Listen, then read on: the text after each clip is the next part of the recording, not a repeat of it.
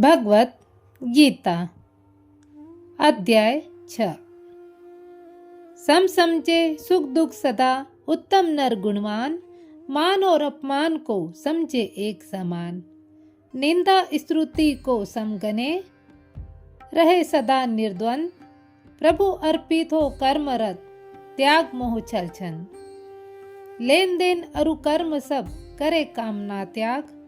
काम क्रोध मद लोभ तज, प्रभु में दृढ़ अनुराग। हे अर्जुन, योगी वही सुखी परम मति धाम। मिट्टी परस्तर सम समझ, तो संतन निष्काम। छठा अध्याय आत्म संयम योग। भगवान श्री कृष्ण बोले, जो मनुष्य कर्म फल न चाहता हुआ करने योग्य कर्म करता है, वह सन्यासी और योगी दोनों है। केवल अग्नि होम आदि क्रियाओं को त्याग करने वाला सन्यासी अथवा योगी नहीं है। हे पांडु पुत्र अर्जुन, जिसको सन्यास कहते हैं, उसी को तू योग जान। क्योंकि संकल्पों को न त्यागने वाला कोई भी योगी नहीं होता। योगी बनने की इच्छा वाले मननशील मनुष्य के लिए निष्काम कर्म ही साधक है, और योगारूढ़ हो जाने पर संकल्पों का अभाव ही कल्याण हेतु है। अब मनुष्य न तो इंद्रियों के भोगों में आसक्त होता है और न कर्मों में। उस समय वह सब संकल्पों का त्यागी पुरुष योगारूढ़ कहलाता है।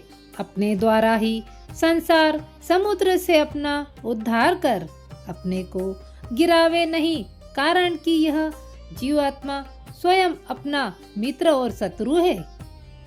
जिसने अपने मन और इंद्रियों सहित शरीर को जीत लिया है, वह अपना स्वयं मित्र है। जिसने नहीं जीता है, वह उसका आप ही शत्रु है। सर्दी गर्मी, सुख दुख तथा मान अपमान आदि इंद्रियों में निर्विकार शांत स्वाधीन शरीर वाले मनुष्य की स्थिति परमात्मा में ही हो जाती है। वह तद्रूप रहता है। ज्ञान विज्ञान से जिसका अंतःकरण तृप्त है, जो निर्विकार इंद्रिय जीत तथा मिट्टी पत्थर और स्वर्ण में समान भाव रखने वाला है, वह ईश्वर प्राप्ति वाला अर्थात योगी कहा जाता है। हितैषी मित्र शत्रु उदासीन द्वेषी बंधु साधु और पापी सब में समान भाव रखने वाला व्यक्ति श्रेष्ठ है। अंतःकरण और इंद्रिय सहित शरीर को जीतकर वासना और संग्रहशीलता से दूर रहकर एकांत में अपना आत्मा को परमात्मा के स्वरूप से युक्त रखने की साधना करनी चाहिए। शुद्ध भूमि पर कुशा, उस पर मृगशाला, उस पर वस्त्र, ऐसे स्थिर आसन को जो न बहुत पहुंचा हो न बहुत नीचा बिछावे। उस आसन पर बैठकर मन को एकाग्र करके चित्त और इंद्रियों की क्रियाओं को वश में किए हुए आत्मा की शुद्धि के लिए योगाभ्यास करें। उस समय शरीर सिर और गर्दन सीधे अचल स्थिर रखें। इधर उधर न देखकर नासिका के अग्रभाग पर दृष्टि जमाए रखें। अंतःकरण शांत कर भय रहित एवं ब्रह्मचर्य के व्रत में स्थित हो। मन को वश में किए भगवान का ध्यान करता रहे। इस प्रकार आत्मा को परमेश्वर के रूप में निरंतर लगाता हुआ स्वाधीन मन वाला योगी ईश्वर में स्थित रूप परमानंद में परिणित होने वाली शांति को पा लेता है। इस अभ्यास की सिद्धि बहुत खाने वाले को नहीं होती और बिल्कुल न खाने वाले को भी नहीं होती। न अधिक सोने वाला अथवा न अधिक जागने वाला ही इस प्रकार सिद्धि को प्राप्त कर सकता है। यथा योग्य आहार विहार कर्म चेष्टा और शयन जागरण करने वाले व्यक्ति को यह सब दुखों का नाश करने वाला योग प्राप्त होता है। इस अभ्यास से जब वश में आया हुआ मन ईश्वर में ही स्थित रहने लगता है, तब सब इच्छाओं से मनुष्य निष्प्रह हो जाता है। तब वह योग युक्त कहलाता है। जिस प्रकार वायु रहित स्थान में रखे दीपक की लो हिलती डुलती नहीं, वैसे ही योग अभ्यास से मनुष्य का वश में किया हुआ मन चलायमान नहीं होता।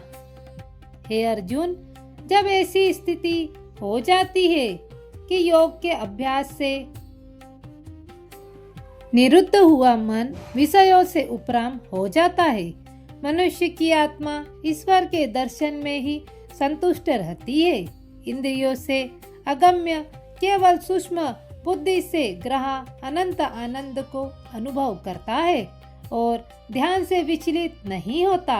इस सिद्धि लाभ से अधिक लाभ को बड़ा नहीं मानता और भारी दुख से इस सिद्धि को नहीं छोड़ता।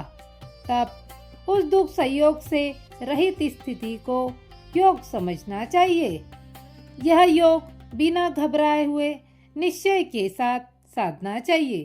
संकल्प से उत्पन्न होने वाली सब कामनाओं को छोड़कर मन से सब इंद्रियों को भली प्रकार वश में करता हुआ, क्रमशः अभ्यास करता हुआ, धीरज और ध्यान पूर्वक विषयों से उपराम हो चित्त को ईश्वर के रूप में लगाकर किसी दूसरी ओर न जाने दे। चंचल और स्थिर मन जिधर निकल जावे उधर से फिर फेर कर ईश्वर में ही स्थिर करे।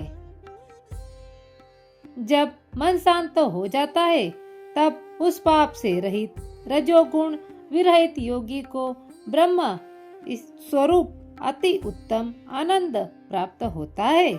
पाप से रहित योगी इस प्रकार योग प्राप्त करता हुआ ईश्वर की प्राप्ति रूपी आनंद को प्राप्त करता है। हे अर्जुन, इस प्रकार योगाभ्यास के द्वारा ईश्वर से युक्त आत्मा वाला पुरुष सब में समदर्शी होकर सब प्राणियों का अपने सर्वव्यापी आत्मा में और आत्मा का भूतों में अनुभव करता है। जो पुरुष सब भूतों में सबके आत्मा रूप ईश्वर को अनुभव कर लेता है, वह ईश्वर में सब प्राणियों की स्थिति को जान लेता है। वह ईश्वर से अथवा उससे ईश्वर कभी नहीं बिछुड़ता। जो पुरुष सब प्राणियों में स्थित परमात्मा का ध्यान करता है, वह योगी सब कुछ करता हुआ भी परमात्मा में स्थिर रहता है। हे अर्जुन, जो पुरुष सुख और दुख दोनों को भी अपने समान सब में दिखता है, वह सर्वश्रेष्ठ योगी है। यह सब सुनकर अर्जुन ने कहा, हे मधुसूदन, आपने जिस संवत योगी सिद्धि का वर्णन किया है, वह तो मन के चंचल स्वभाव के कारण देर तक सिद्ध नहीं रह सकेगा। हे कृष्ण, मन बड़ा चंचल है, हठी, बलवान और दृढ़ है। उसका रोकना तो वायु को रोकने समान अति दुष्कर कार्य है। श्री कृष्ण भगवान ने इसके उत्तर में कहा, हे महाभाव, निसंदेह मन चंचल है और कठिनता से वश में आने वाला है, परंतु अभ्यास और वैराग्य से यह वश में आता है तो अपने मन को वश में नहीं कर सकता। उसके लिए तो योग की प्राप्ति कठिन है। मन को वश में करके मनुष्य साधन और यत्न से परमात्मा में स्थित रूप योग को पा सकता है।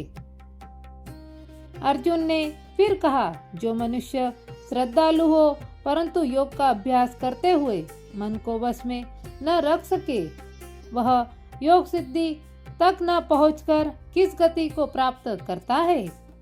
कहीं ऐसा तो नहीं कि भगवत प्राप्ति के मार्ग से भटका हुआ कहीं भी न पहुंचकर छिन्न भिन्न बादल की भांति सांसारिक भोगों और भगवत प्राप्ति दोनों से ही हाथ धो बैठता है। हे कृष्ण, मेरा यह संयम आप ही मिटा सकते हैं और दूसरा कोई व्यक्ति नहीं। भगवान ने कहा, हे अर्जुन, ऐसे पुरुष के लिए इस लोक और परलोक दोनों में स्थान है। हे प्यारे, शुभ कर्म करने वाले की कभी दुर्गति नहीं होती। योग भ्रष्ट पुरुष पुण्य लोकों में वर्षों निवास कर शुद्ध आचरण वाले श्रीमान मनुष्यों के घर जन्म लेता है, अथवा वह ज्ञानवान योगियों के घर उत्पन्न होता है, परंतु यह जन्म अति दुर्लभ है। इस प्रकार दोनों में कहीं भी जन्म लेकर उस पुरुष को पूर्व शरीर से संबद्ध बुद्धि संस्कार स्वभावत प्राप्त होता है। हे अर्जुन, वह फिर सिद्धि के प्रयत्न करने लगता है। वह पूर्व जन्म में योग भ्रष्ट पुरुष संस्कारों के कारण स्वतः योग सिद्ध के मार्ग में चलता है। योग के इस जिज्ञासु को उपदेश की आवश्यकता नहीं होती। इस प्रकार प्रयत्न से यत्न करने पर पाप से रहित हो योगी बनता है। यह सिद्धि अनेक जन्मों में प्राप्त होती है। सिद्धि प्राप्त होने पर ईश्वर के स्वरूप में लीन होता है। सिद्धि प्राप्त होने पर ईश्वर के स्वरूप में लीन होता है। हे अर्जुन, योगी पुरुष तपस्वी ज्ञानी और सकाम कर्मों के कर्ताओं से अधिक श्रेष्ठ है। अतएव तू योगी बन। योगियों में भी जो योगी अपनी आत्मा को ईश्वर के स्वरूप में स्थापित कर श्रद्धा पूर्वक भगवान का ध्यान करता है, वह परम श्रेष्ठ योगी है। छठे अध्याय का महत्व। श्री नारायण जी बोले, हे लक्ष्मी, छठे अध्याय का महत्व सुन। गोदावरी नदी के तट पर एक जानश्रुति नामक धर्मज्ञ राजा राज्य करता था। एक दिन उसके नगर में कुछ हंस उड़ते हुए आ निकले। उनमें से एक हंस बैठते ही उड़ गया। पंडितों ने कहा, हे हंस, क्या तू राजा जानश्रुति से भी पहले स्वर्ग जाना चाहता है? हंस बोला, इस राजा से श्रेष्ठ एक रेयक मुनि भी है, वह बैकुंठ का अधिकारी होगा। हंस जो उड़ गया, किंतु राजा के मन में इच्छा हुई कि ऐसे रेयक मुनि के दर्शन करने चाहिए। वह रथ जुड़वाकर काशी द्वारिका आदि चारों धामों में भ्रमण करता हुआ, किंतु रेयक मुनि का पता न चला। फिर उत्तर दिशा को गया। उसका रथ आगे न चला। उसने समझ लिया कि यहाँ रेयक मुनि अवश्य होंगे। राजा आगे बढ़ा। पर्वत की कंदरा में एक तेजस्वी महात्मा बैठे दिखाई दिए। राजा ने दंडवत कर कहा, मैं आपके दर्शन से कथार्क हुआ।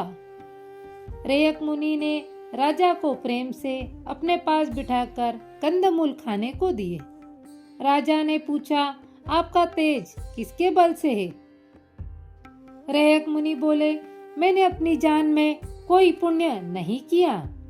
हाँ, मैं गीता जी के छठे अध्याय का नित्य पाठ करता हूँ। यह सब तेज उसी का है। राजा अपना राजपाट पुत्र आदि को देकर वहीं गीता जी के छठे अध्याय का पाठ करने लगा और त्रिकालदर्शी हुआ। हे लक्ष्मी, यह छठे अध्याय का महात्म मैंने कहा, ओ तुमने श्रवण किया है।